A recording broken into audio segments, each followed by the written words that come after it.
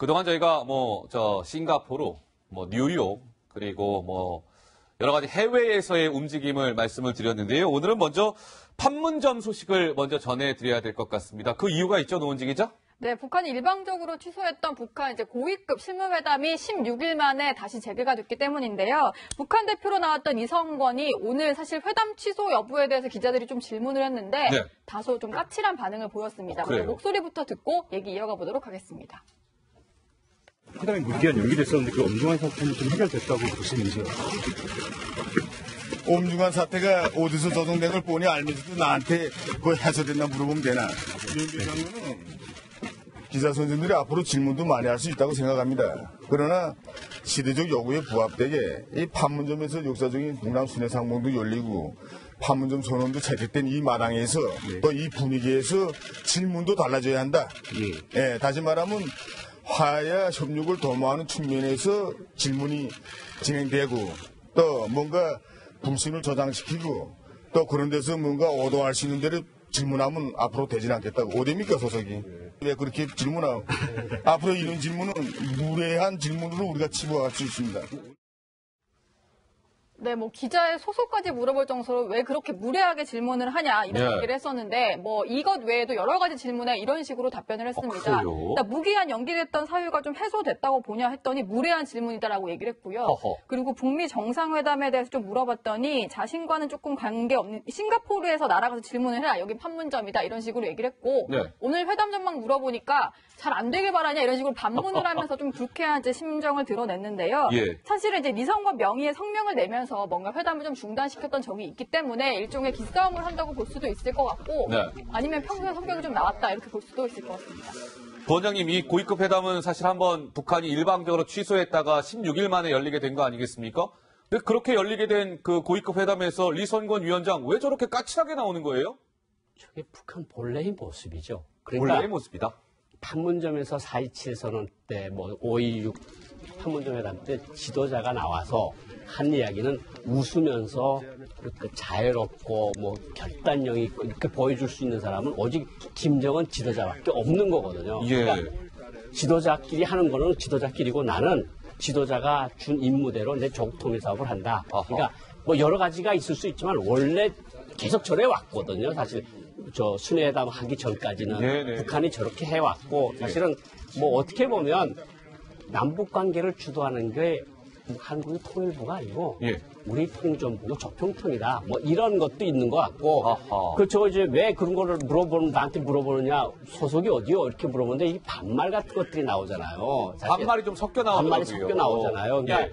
이제 군사훈련이랑 태영호랑 이런 것 때문에 당신들이 그렇게 조성된 환경을 깨놓고 네. 그걸 우리한테 물어보니까 그건 무례한 거 아니냐 이런 논리거든요. 그러니까 저게 원래 조평통의 모습이고 이선건이 본래 모습이라고 보시면 될 것 같습니다. 근데 이제 저렇게 약간 까칠한 모습을 리선권 위원장이 보였다고 말씀을 드렸는데요. 지난번에 한번 무산됐던 고위급 회담, 그 무산의 근거를 약간 책임을 회피하고 책임을 우리 쪽에 돌리는 듯한 그런 발언도 있었다고요? 네, 그렇습니다. 리선균 조평통위원장이 우리 조명균 통일부 장관에게 이렇게 얘기를 한 건데요. 했습니까? 5월에 만나지 못한 것에 대해서 조명균 장관 선생은 절대 자기 비판하지 마시고 넘어갑시다. 그러니까 이 뉘앙스는 한마디로 이겁니다. 좀 찔리겠지만 양심의 가책을 느끼지 말고 그냥 넘어갑시다라는 뉘앙스라고 좀 보여지거든요. 예. 그것처럼 당신에게 잘못이 있지만 그렇게 너무 자책할 필요 없다라는 뉘앙스를 좀 전달한 것으로 봤을 때 우리에게 좀 책임을 넘기는 듯한 뉘앙스가 전해진 거라고 보입니다.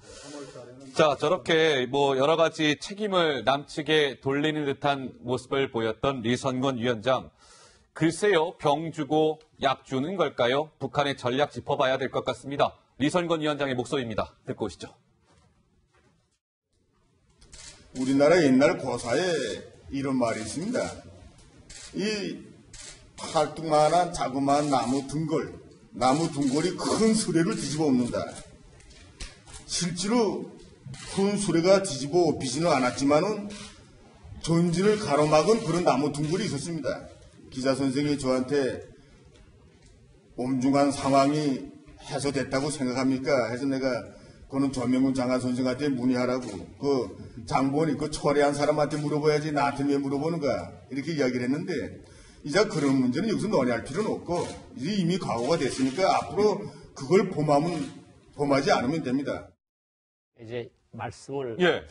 이성건 위원장이 이야기하면서 이제 나무 등거리 이제 큰 수레를 뒤집어 옵니다. 나무 등거리 이제 한미 군사 훈련이고 아하. 그 어떤 태영호 공사 이야기고 유경식당 종업원 문제 이런 게 나무 등걸로 표현을 한 겁니다. 그러니까 예. 지도자가 모는 수레를 이런 것들이 뒤집어 올 수도 있다는 건데 그 앞에 이야기하기 전에 조명균 장관이 잘못한 거다. 장본인은 조명균 장관이다. 네. 근데 자기 비판 안 해도 된다. 자기 비판하는 게 자아 비판이거든요. 그러니까요. 조명균 장관은 자아 비판 안 해도 된다. 내가 이번에 그냥 눈 감고 넘어가지만 앞으로는 이런 거 하지 말아라. 예. 이거 진짜 회담을 하는데 이런 식으로 지금 판문점 선언이 두 번이나 판문점에서 두 순회가 만나서 두 정상이 만나서 두 정상이 만났어. 예. 이야기를 했는데 좋게 가자고. 근데 실무적으로 총책임진 이성건이라는 위원장은 나와서 저렇게 까칠하게 굴면서 예. 조명균 장관이 장본인 아니냐 당신. 그러니까요. 내가 그냥 예. 이번에는 봐주는데 다음번엔 그러지 말라. 다음부터 잘못하지 마세요. 이 다음번에 얘기예요. 그러면 이런 것도 예. 없을 수 있습니다. 이런 거로 지금 하는 건데 기자들한테 반말하는 것도 그렇고 참 제가 그냥 개인적으로 예. 좀 남북 관계를 좀 보고 하는 사람으로서는 기분은 썩 좋지 않다. 이 방송 지켜보고 계시는 대다수의 시청자 여러분들도 아마 같은 생각이지 않으실까 싶은데요. 근데 오늘 이성건 위원장이 남북 고위급 회담에서요, 관례에 어긋나는 다소 엉뚱한 요구를 했다는데, 노 기자 이게 무슨 내용이에요? 네, 보통은 이제 모두 발언 정도만 하고 취재진 없이 비공개로 회담을 해야 되잖아요. 그런데 리성건이 기자는 정의와 진리의 대변자가 아니냐라고 하면서 회담을 전면 공개하자고 해서 조명균 장관과 약간의 설전이 벌어지기도 했었습니다. 그 목소리 들어보시죠. 선언 이행을 위한 첫 북남 고위급 회담인 것만큼 이번에 회담 문화도 좀 갱신할 필요도 있다고 생각해서 이번에는 공개적으로 좀 해봅시다. 서로 기본적인 논의를 한 다음에 그렇게 정리된 걸 가지고 그 다음에 논의하는 건 다 기자분들이 들어온 앞에서 충분히 할 수 있다고 생각합니다. 논의하는 거 좀 두름족한데. 찬송하는 분들 선두 취하면 기사선들 다 들 거고. 근데 뭐 그렇게 하면 장관 선생 좀 따분하게 만들 것 같으니까 전명근 장관 선생이 이 자기 땅에서 회담을 진행하는 것만큼 주인으로서의 좀 체면 봐달라고 저한테 눈빛을 보내기 때문에 제가 수긍하겠습니다. 예, 뭐.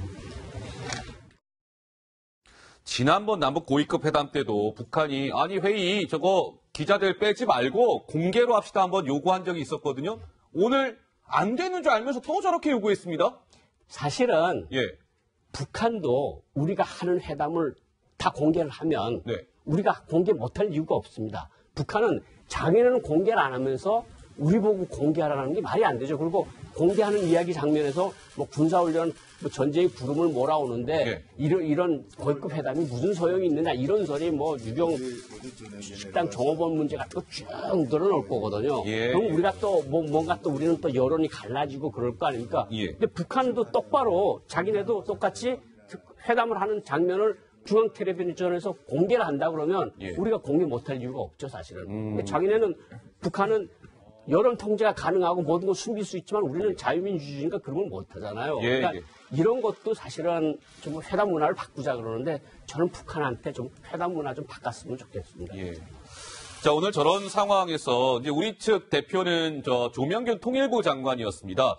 근데 아까 저렇게 리성건 위원장이 어떻게 보면 다소 무례한 태도 그리고 엉뚱한 요구를 하는 상황에서 조명균 장관이 리성건 위원장을 대하는 뭐랄까 태도랄까요? 이 부분과 관련해서도 일각에서는 좀 얘기가 나오더라고요, 노 기자. 좀 예의 바르게 대한다고 볼 수는 있을 것 같아요. 왜냐하면 우리의 입장, 그냥 이제 논의한 내용은 나중에 정리해서 얘기를 하자. 이렇게 우리의 입장을 좀 차분하게 얘기를 했는데 여기에 대해서 리성건이 또 뭐라고 얘기하냐면 그 조명균 장관 선생이 주인으로서 좀 체면을 봐달라는 식의 눈빛을 보내니까 내가 한번 봐주겠다 이런 식으로 얘기를 하잖아요. 그런데 어떻게 보면 리성건이 좀 무례한 식으로 행동을 하지만 조 장관 입장에서는 이제 좀 힘들게 재개된 회담이다 보니까 판을 깰 수는 없지 않겠습니까? 그래서 어떻게 보면 좀 저자세라고 볼 수 있는 태도를 취했는데 저런 식의 태도에 대해서는 계속해서 야당이 조금 문제를 삼고 있는 조 장관이 마치 이제 북한의 대변인처럼 행동하는 것이 아니냐 이런 식의 비판이 나오는 그런 부분입니다. 알겠습니다. 자, 오늘 그 남북 고위급 회담에서는 뭐 이런저런 의제가 다루어질 텐데요. 특히나 이 부분이 중점적으로 논의가 됐을 것 같습니다. 아직 뭐 언론에 그 회담 내용이 공개가 안 돼서 저희가 공개가 되면 속보로 전해드리겠습니다만 남북 간에 연결하는 철도 문제? 이거 집중 논의되는 거 맞아요? 네, 그렇게 좀 전문가들이 예상을 하고 있는데 왜냐하면 4.27 정상회담 당시에 문재인 대통령이 김정은 위원장에게 USB를 건네줬지 않았습니까? 예. USB에는 남북 철도망 연결 그런 계획이 담겨 있는 것으로 전해졌는데 예. 아마 오늘 그 실무 회담격의 성격에 그런 회담이 오갔을 거라는 생각이 전문가들 사이에서 나오고 있는 거죠. 예. 그래서 참석자들 보면은 오늘 국토부 차관이 우리 측에서는 참석을 했고요. 그렇군요. 북한 측에서는 철도성 부상이 참석을 했는데 아마 좀 실무적인 그런 연결 내용을 좀 논의하지 않았을까 생각이 들고 예. 김정은 위원장이 이제 정상회담 당시에 이런 얘기를 좀 한 적이 있었습니다. 평창 고속열차가 다 좋다고 칭찬을 맞아요. 하다가 예, 예. 남측 환경에 있다가 북에 오면 참 민망스러울 수 있겠다라면서 우려를 표했는데 실제로 풍계리 취재진들 네. 기차 타고 갔을 때 400km 정도 되는 이 거리를 예. 무려 10시간이나 11시간 맞아요. 넘게끔 이동한 네. 적이 있었기 고생도 때문에 많이 했죠. 얼마나 예. 북한의 철도망이 낙후됐는지 빠른 보수가 필요한지 알 수 있을 것 같습니다. 그렇군요. 자, 오늘 남북 간의 이제 그 철도 연결 사업이 집중 논의가 됐다 이런 말씀인데요.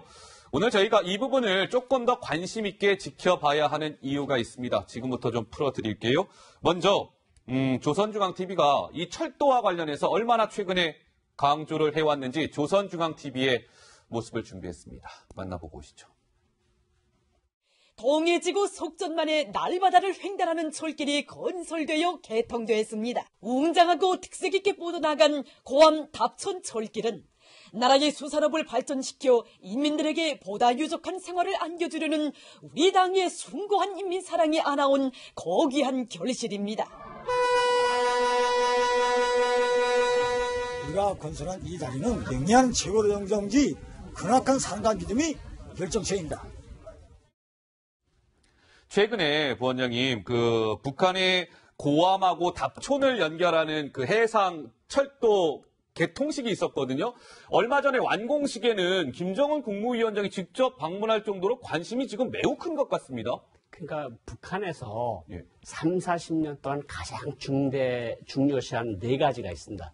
첫째, 철도 운수, 철도, 전력, 전력, 채굴, 채굴, 금속, 금속공업, 이제 예. 쇠 만들고 아연 만들고 이 네 가지는 김일성 주석 때부터 김정일 위원장을 거쳐 지금까지 계속해서 강조하는 거거든요. 예. 그만큼 북한이 가장 필요로 하는 사업이고 김정은이 그래서 저 자리에 갔었고 예. 오늘 개통식은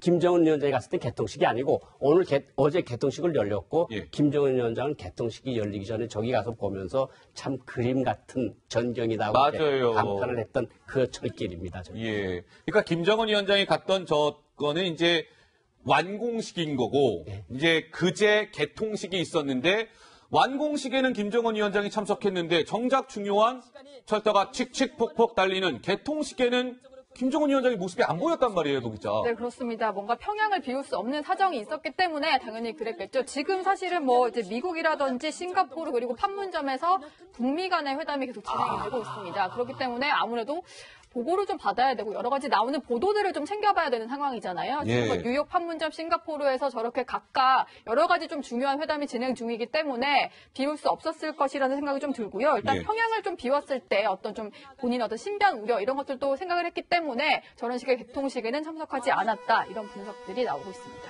근데 저 철도가 시청자 여러분 보시면은 저 그래픽 화면을 보면 부원장님 북한에서는 대대적으로 선전하고 있는 이유가 저 고암에서 답촌을 연결하는 건데 바다를 사이에 두고 지금 저 철도가 지나가는 거 아니겠습니까? 북한 사상 최초로 완공된 해상 철교라고 하더라고요.